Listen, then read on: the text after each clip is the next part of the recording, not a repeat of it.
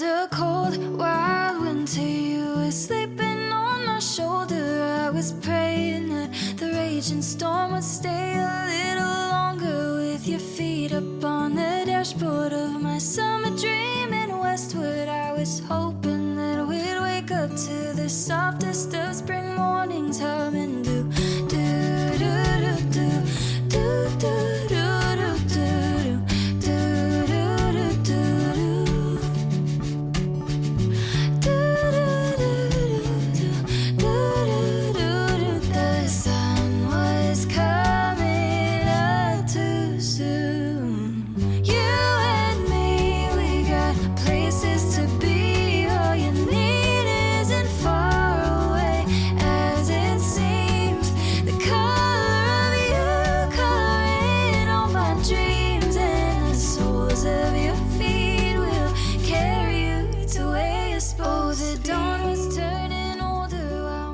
Hey guys, it's David again, and I am in Nevada now, camped in the Sacramento Pass BLM campground.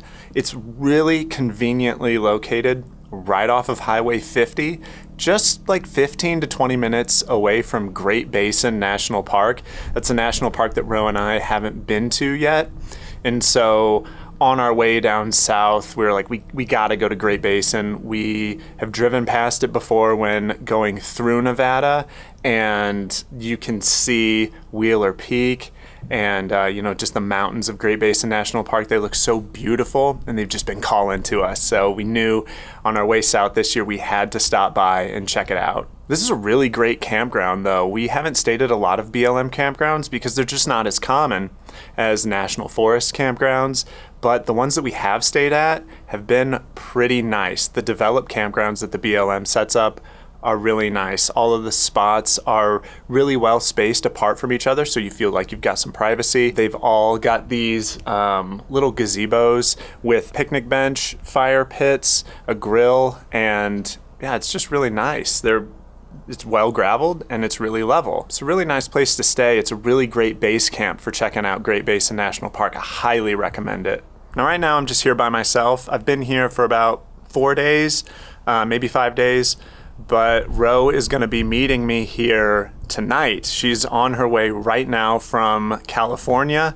She wanted to visit with her dad a week longer, and so she decided to stay there. But when I decided to leave, we had already been there for about 2 weeks, and so I wanted to get back on the road, get back to exploring, and so I was like, all right, I'm gonna head out to Great Basin, find us a place to camp, and then when you're ready to leave, you meet up with me here. So she's gonna be arriving here probably around 8 p.m. maybe. She left at 8 a.m. today from Northeast California, and it's like a 460 mile drive, and she's got to stop and get like propane, dumper tanks, and go grocery shopping. So it's probably gonna be a 12-hour travel day for her, because that's what it was for me. It took me about 12 hours to get out here too, but today I'm solo. But while I take you on the hike with me today, take you along to check out Great Basin, we're also going to be discussing a topic that is really relevant to Ro and I, and that is the pros and cons of full-time RVing versus living a more conventional lifestyle in a city, in a house, or an apartment. You guys know, since we were living that more conventional lifestyle for the last year or so, we took like a 1.5 year break from the channel, and we're living that way after full-time RVing for over 5 years, nearly 6 years, and then coming back to full-time RVing.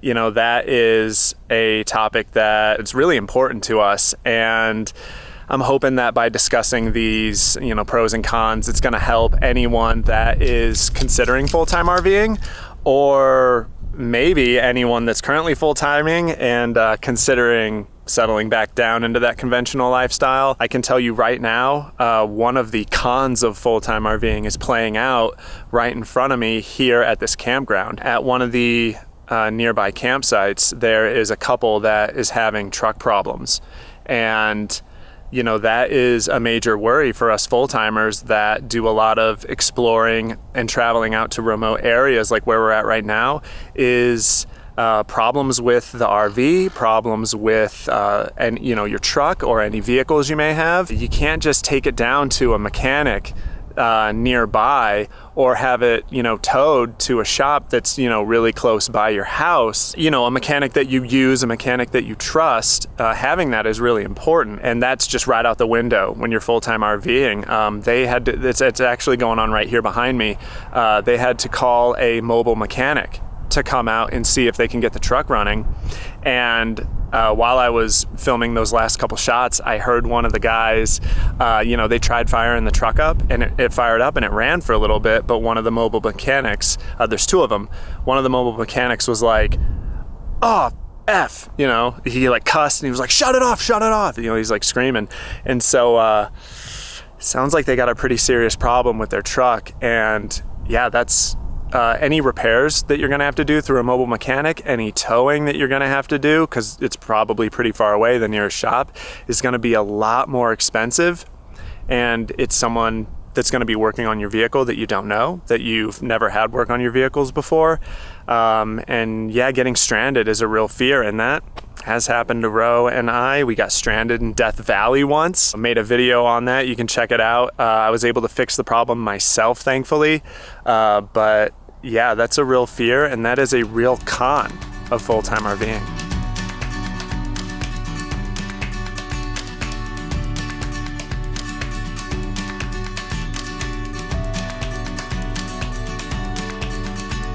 Is time playing tricks on us? The way that we're moving, the days feel like hours to me. And still through it all, I believe. Ooh, life is a song, it's a sweet melody.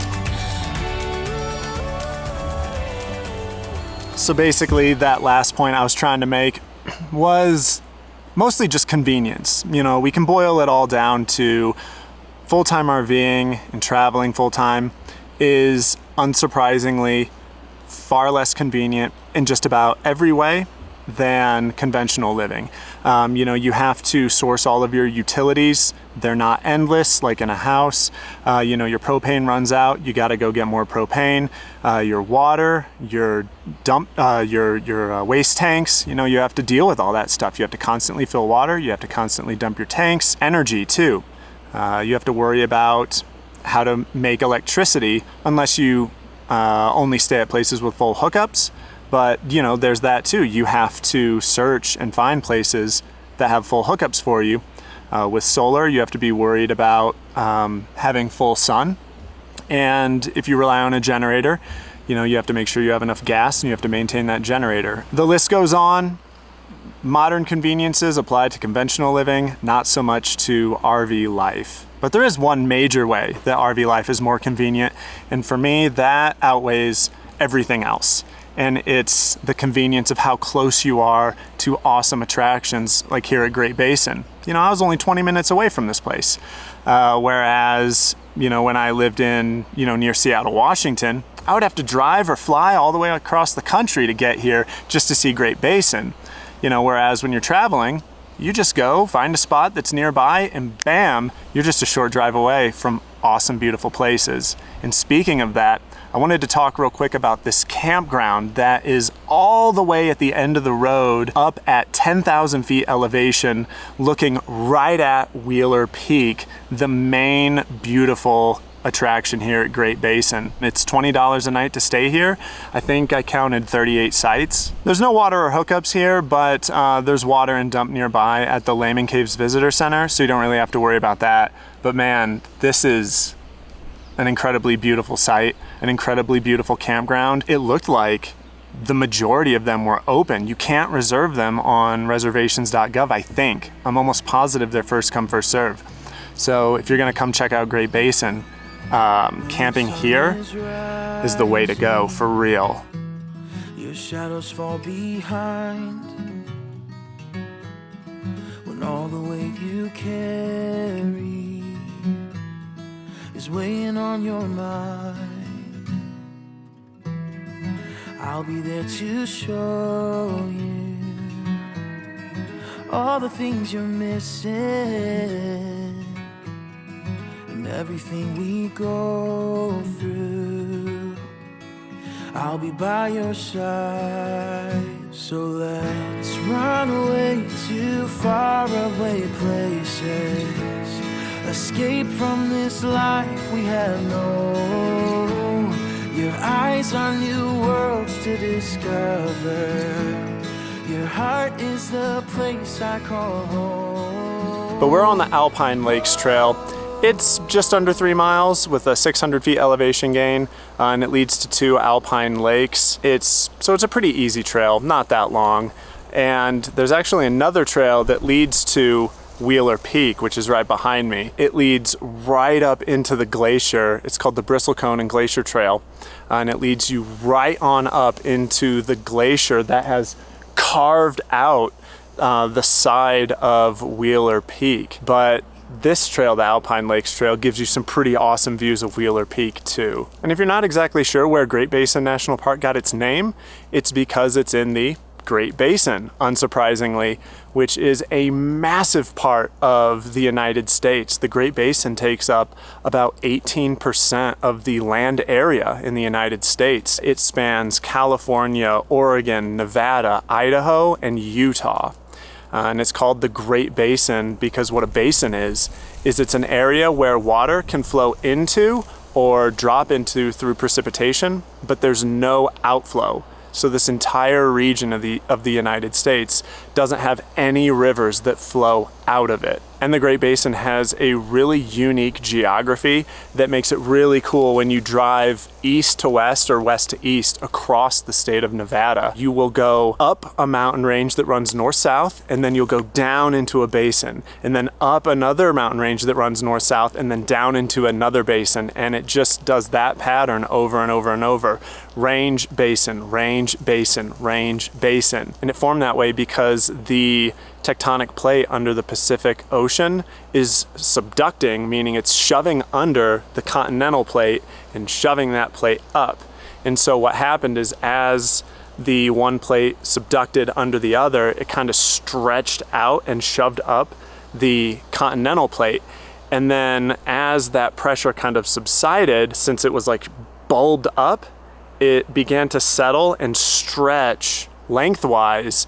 And as it stretched, some sections dropped down and other sections stayed up. So it was just a pattern of these sections that stayed up and sunk down. And so the parts that stayed up are the mountain ranges, and the parts that sunk down are the basins. And that's why they run north-south throughout the entire state of Nevada, because the way that those cracks formed in the crust as it was stretched out. It's pretty awesome, pretty neat. If you haven't explored the state of Nevada, I highly recommend it. It's a really interesting state. When the sun is fading and the years have all gone by, I will still be waiting to lead you through the night. So let's run away to faraway places, escape from this life we have known. Your eyes are new worlds to discover. Your heart is the place I call home. And then when it comes to RV life versus the conventional life, another big difference is financial. You know, when we were living in Seattle, we were renting a house, and even though Ro and I were both working full-time jobs, I was on an engineer's salary and Ro was on a recruiter's salary, we couldn't save any money to save our lives. It was just so expensive. We were renting a house, cost us $1,900 a month, and then just all the other costs that go along with the conventional lifestyle. Man, it was crazy. We were making more money than we really ever have, but it just still couldn't save anything. But conversely, with full-time RVing, it's as expensive as you make it. And I know that is kind of how it is with conventional lifestyle, but we lived fairly minimally when we were back in a house also. But living the RV life, we can live very minimally and still enjoy life and love life, live it to the fullest. And, you know, even if you stay in an RV park, paying $30 a day for full hookups or whatever, for, you know, nonstop, that's only $900 a month. So that's not even half of what we were paying for the house that we were renting. Even though we don't make nearly as much money full-time RVing, it feels like we do when we compare it to what we were making in the conventional lifestyle. So in my opinion, it's a lot more affordable to live this way. You can live off of much, much less and still save money, still have money left over. But the downside to that is that the job opportunities aren't as good. Obviously, it's tougher to find a remote job, especially one that might pay what you can make in the city. There's not going to be as many job opportunities or job options out there.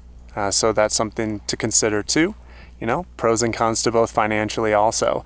But I made it to the first of 2 Alpine lakes. This is Lake Stella. And something cool about this lake is there's no fish in it because it's a fairly shallow lake, as is the next one on this hike. And they freeze all the way to the bottom in the wintertime. But they're beautiful and they're extremely pure water because it is glacial snow melt off of the glacier from Wheeler Peak. And I don't know if I mentioned this, I may have already, but Wheeler Peak, the glacier, is the only glacier in all of Nevada.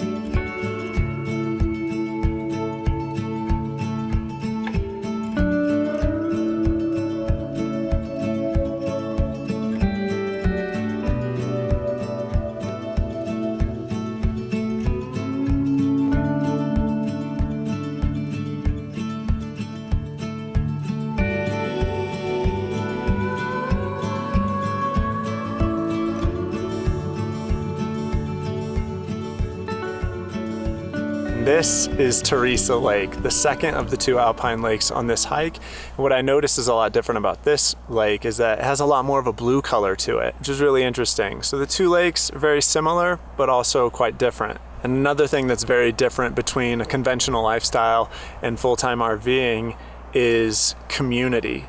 It's so much harder to maintain a community and not feel lonely while you're on the road.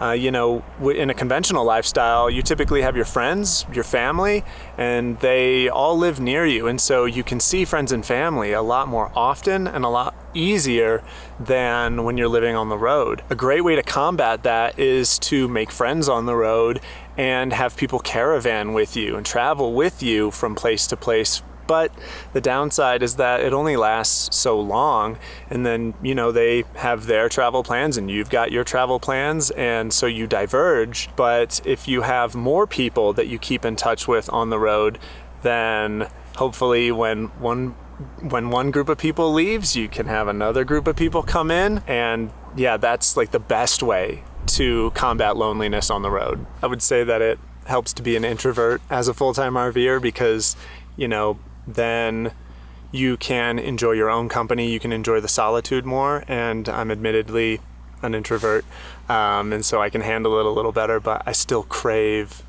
human interaction after a while. But this is basically the end of this hike, so I'll see you guys back at home. Back in the comfort of my own home now. I really hope you guys enjoyed going along on that hike with me as much as I enjoyed it. It was really beautiful. It's my first time going into Great Basin, and I was not let down. That national park is really cool. The last thing I want to say on the comparison between the RV lifestyle and a conventional lifestyle, another big difference is freedom. You know, I strongly feel like the RV lifestyle just opens the doors wide open on what is possible. You can choose where you go, and when you go there, you can live wherever you want, and you get to experience everything that the United States has to offer. And this country has a lot to offer. It's incredible. Whereas in the conventional lifestyle, living in the city, I just felt so stuck, so locked into one place. And I couldn't experience nature the way, anywhere close to the way that I can now traveling. And I know that the conventional lifestyle certainly wins out on some of the things we talked about today, like convenience without question, and community, I would say as well.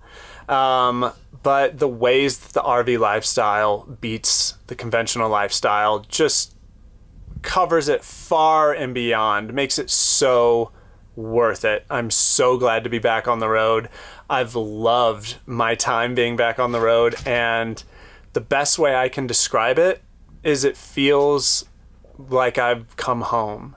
And I know that might sound weird because none of the places that I visit are actually home, and it's a different place every 2 weeks or every week to 2 weeks. And so, of course, I'm not home. I'm anything but home. But it feels that way to me. It feels like I'm home.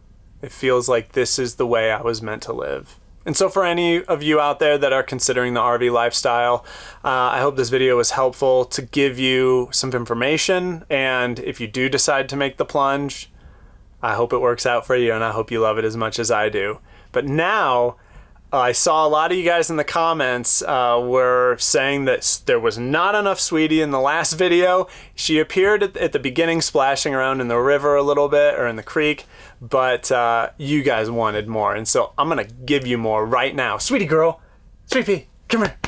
Come on, come here, big pup. There she is. There's the puppy. Okay, thank you. Yes, I love you too. Thank you. Here she is, guys.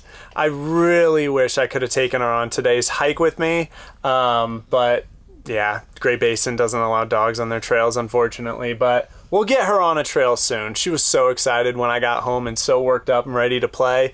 I did play some fetch with her, and we went for a short walk so that she could get some of that energy out, but yeah, I'm excited to get her back on the trail as well. That's all for this video, guys. I'll see you in the next one. Bye. Sweetie girl, say bye-bye. Say bye. Good girl. Oh, and I almost forgot to mention that I got off the phone with Ro not too long ago. This is like the first thing I did when I got back to the site and had some Starlink signal. I called her, and she's only about 2 to 3 hours out. She still has to dump her tanks and fill her water. But then she's going to be out here, so she's going to be here. Sweetie, Mommy's going to be here soon. Yeah, okay, yes, I love you too. Stop it. So, yep, there's nothing left for the rest of the night except to eat some dinner and wait for Ro. So I'll see you guys in the next one. Sweetie, you want to say bye again?